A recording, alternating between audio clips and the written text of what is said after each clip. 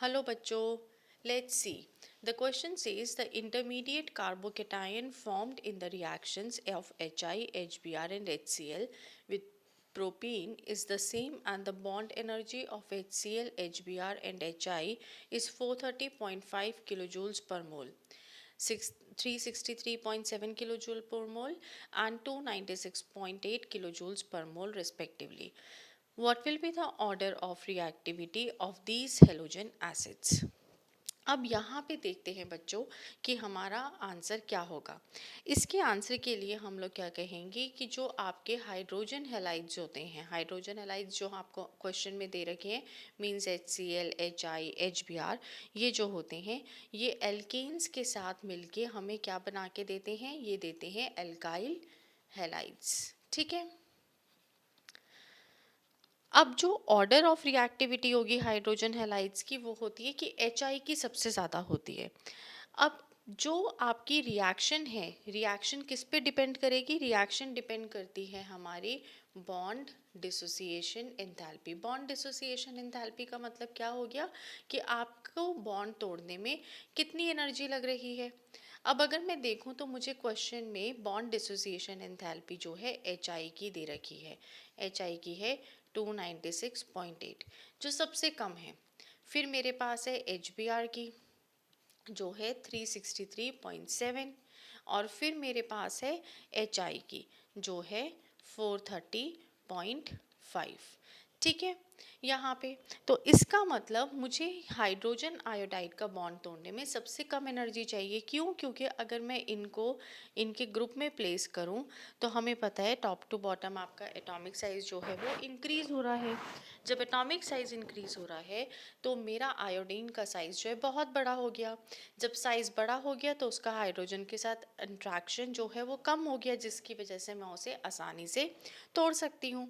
तो इसकी रिएक्टिविटी अगर हम देखें तो क्या हो जाएगी कि HI की रिएक्टिविटी सबसे ज़्यादा होगी, फिर HBr और फिर सबसे कम होगी HCl की।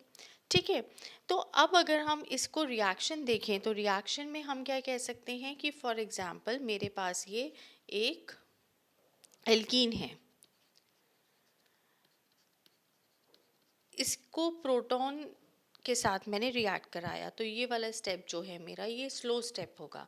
और आपको पता है कि जो स्लो स्टेप होता है वो क्या होता है, वो रेट डिटरमाइनिंग स्टेप होता है।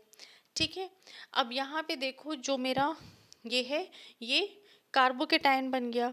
इस कार्बोकेटाइन के साथ जब मेरा हेलोजन रिएक्ट करेगा तो वो मेरा स्टेप क्या हो जाएगा, वो फास्ट स्टेप हो जाएगा। लेकिन मुझे ये पता है कि मेरा प्राइमरी कार्बोकेटाइन जो है वो अनस्टेबल होता है, तो यहाँ पे ये हाइड्रोजन शिफ्ट की वजह से क्या हो जाएगा, ये सेकेंड डिग्री कार्बोकेटाइन बन जाएगा। तो सेकेंड डिग्री कार्बोकेटाइन बनेगा तो मेरी रिएक्शन क्या हो जाएगी, मुझे ये प्रोडक्ट मिल जाएगा। अब हम कह रहे हैं कि जो आपका ये है स्लो स्टेप है ये रेट डिटरमाइनिंग स्टेप है, और जो ये वाला स्टेप है ये आपका फास्ट स्टेप है। मींस जो आपका स्लो स्टेप है वो किस पे डिपेंड करेगा, ये डिपेंड करेगा on the availability of H+। और ये जो H+ है ये किस पे डिपेंड करेगी, ये डिपेंड करेगी on the bond dissociation energy पे। तो मींस जिसका जितना जल्दी बॉन्ड टूटेगा वो उतना जल्दी H+ आयन जो है वो रिलीज करेगा। तो बॉन्ड किसका जल्दी टूटेगा, जिसके अंदर हमें एनर्जी कम लग रही है, या आप ये कह सकते हैं जिसका साइज बड़ा है। देयरफॉर हम ये कह सकते हैं कि जो आपका रिएक्टिविटी ऑर्डर है वो ये रहेगा for the HI, HBr and HCl. So this is the most suitable answer for this question. Hope you understood it well. Best of luck.